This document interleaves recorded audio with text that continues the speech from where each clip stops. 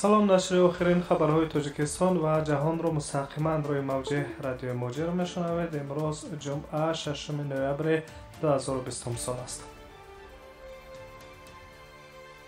хабарҳои ин соатаро аз Санкт Петербург шурӯъ мекунем. мақомоти шаҳри Санкт Петербург дар якҷоягӣ бо кормандони пулис ва нозирони мақомоти Роспотребнадзор санҷишҳои муштарак барои риояи пӯшиши ҳатмии ниқоби муҳофизатӣ дар дохили нақлиёти ҷамъиятӣ, марказҳои савдою хизматрасониро ба роҳ монданд. дар ин хусус муовини губернатори пойтахти шимолии Русия Евгений Елин ба хабарнигорон иттилоъ дод. мо ба риояи ҳолати пӯшиши ниқоб, риояи худнигоҳдорӣ дар хона тамаркуз хоҳем кард. пас аз соати 23 шаб кори муассисаҳои хӯроку умумиро ба таври қатъӣ назорат хоҳем кард. дар якҷоягӣ бо мақомоти Роспотребнадзор ва кормандони пулис дар кӯчаҳо қадам мезанем ва чораҳои ҷиддитарро назорат мекунем. назоратро шадид хоҳем кард, гуфтааст Евгений Елин дар суҳбат бо хабарнигорон. қаблан мақомоти шаҳри Санкт Петербург хабар дода буданд, ки танҳо дар моҳи октябр дар дохили метрои шаҳри Санкт Петербург барои риоя накардани ҳолати пӯшиши ҳатмии ниқоб 3000 нафарро ҷарима карданд, ки 39% онро шаҳрвандони хориҷӣ дар бар мегирад. ҳанӯз аз 1 октябр мақомоти шаҳри Санкт Петербург эълон карда буданд, ки назорати риояи режими ниқоб дар нақлиёти ҷамъиятӣ аз ҷумла автобусҳо ва таксиҳоро шадидтар мекунанд.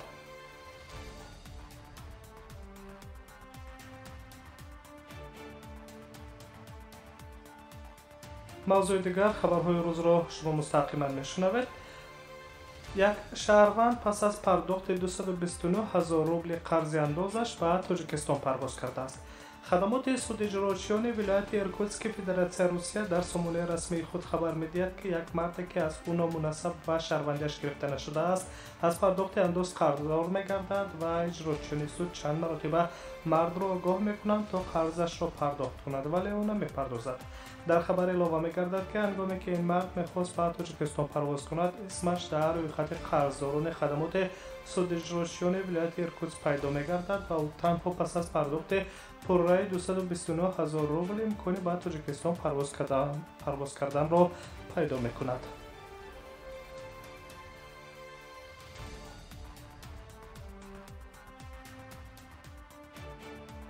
таҳаввулоти охирини Тоҷикистон ва ҷаҳонро дар нашри навбатии барномаи иттилоотии хабарҳои рӯз мустақиман рӯи мавҷи радиои Моҷир мешунавед. раёсати тафтишоти ноҳияи Чкаловски шаҳри Санкт Петербурги вилояти Свердловск шаҳри Екатеринбурги вилояти Свердловск тафтиши парвандаи ҷиноятиро нисбати шаҳрванди 31-солаи яке аз ҷумҳуриҳои Осиёи Марказӣ ба анҷом расонид. ӯро дар содир кардани ҷиноят мутобиқи қисми 1 моддаи 105 Кодекси ҷиноятии Федератсияи Русия, яъне дар куштор айбдор мекунад. طبق تفتیشات شب 28 فوریه سال 2020 ایبدارشونده در کوچه پتربورگ در زمینه مناسبت‌های محرمانه داشته بر اثر احساس رشک جوان دختر سال تولدش 2000 را با راهی باقی کردن به هلاکت می‌رساند. تفتیشات معین نموده است که مرد گمانبر بعد به هلاکت رسانیدن دوست دخترش جسد او را در باغچه وسطای نقلیاتش جای نموده به قلمرو ناحیه بلاریسک برده در آنجا جسد دختر را با برف و خاک می‌پوشاند. در نتیجه گذرانیدن مجموعه چاره‌بینی‌های اپراتیوی تفتیشاتی و جستجوی این جنایت مخصوصاً وزنی کشتار از طرف مقامات حفظ حقوق شهر یکاترینبورگ اشغال کرده شد. 16 مارس سال 2020 گمانبری بازداشت شد که دادگاه با درخواست چاره پیشگیری کننده را در نمود حبس پیشکی با رازیگی دادستانی در نسبتش تصدیق نمودند. جسد دختر را باشد 20 مارس سال 2020 در جای پنهان کرده پیدا نمودند. ریاست تفتیشاتی کمیته تفتیشات فدراسیای روسیه اوید به شهر یکاترینبورگ خبر می‌دهد که مفتشان زمینه کافی دلیل‌ها را جمع آوردند که در رابطه با آن پرونده جنایتی با عیبنامه تصدیق شده برای بررسی از روی ماهیت به دادگاه فرستاده شد.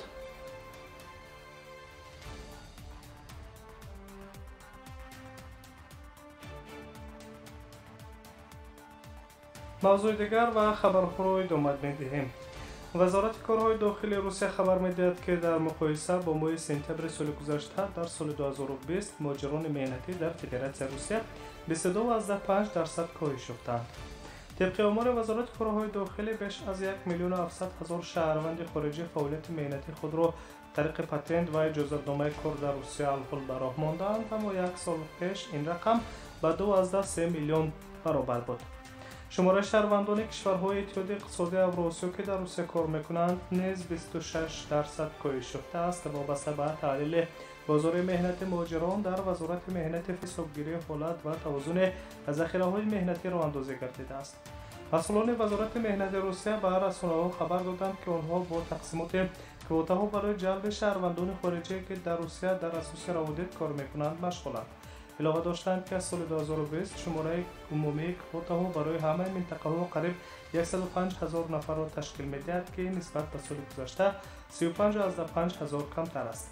همین طریق با درخواست کارفرمایان تا آخر سال کوتاها می‌توانند در بین منطقه‌ها در حدود مقرر شده تقسیم کرده شوند. قسم زیاد کوتاها برای کارفرمایان در منطقه‌های امور، قلمروهای پریمورسک و خبرسک و شهر مسکو و ولایت مسکو جدا کرده می‌شوند.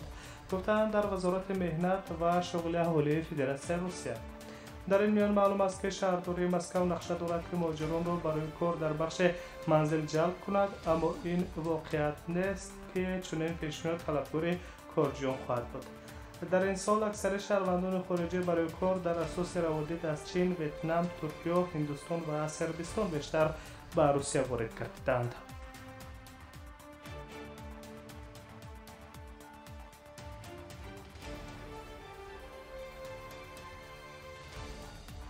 تحولات آخرین تاجیکستان و جهان را شما مستقیما روی موج رادیو مهاجر میشنوید.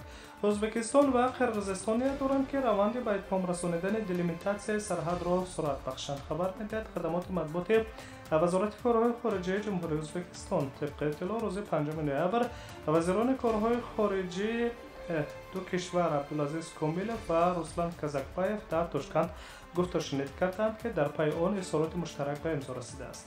رهبر وزارت کارهای خارجه قرقیزستان روز 5 نوامبر با سفر کاری در ازبکستان قرار دارد. جانب‌ها با موافقه رسیدند که روند گفت و شنید را ادامه دهند و سرعت به دستاورد را کاهش ندهند تا روند دلیمیتاسیون سرحد دولتی ازبکستان و قرقیزستان را هر چه زودتر به انجام رسانند. آمده است در متن اظهاراتی که در سامانه وزارت کارهای خارجه جمهوری ازبکستان نشر گردیده است. رهبران مقامات کارهای خارجه ضرورت برگزاری جلسه‌های منتظم کمیسیون مشترک بین حکومتی اوید به همکاری‌های دوجانبه شماره سرداران مأموریت منطقه‌های نزدیک سرحدی ازبکستان و نمایندگان وکالتدار حکومت قرقیزستان را در منطقه نزدیک سرحدی تصدیق کردند. در ماه اوگوست خدمات مطبوعات حکومت قرقیزستان خبر داد که قرقیزستان و ازبکستان به سازش رسیدند که کارهای دلیمیتاسیون و دمارکاسیون سرحد دولتی را از سر گیرند و توسعه خط لایحه را در قسمت‌های باقی مانده ادامه دهند. در سال 2017 در روابط قرقیزستان و ازبکستان پیشرفتی به دست آورده شد. جانب‌ها سازشنامه‌های موقتی را درباره سرحد دولتی به امضا رسانیدند که موافق آن بار اول در تاریخ دو کشور تقریباً 85% خط سرحد دولتی تفسیر کرده شد. ماه اکتبر سال 2017 حجت مورد عمل قرار گرفت. قبلا نیز اجرا کننده وظیفه پرزیدنت و همچنین سروزیر قرقیزستان صادق جعفرov گفته بود که کار کمیسیون‌های بین حکومتی به تعیین و علامتگذاری خط مرزی مشترک تاجیکستان و قرقیزستان نیز باید تقویت داده شود.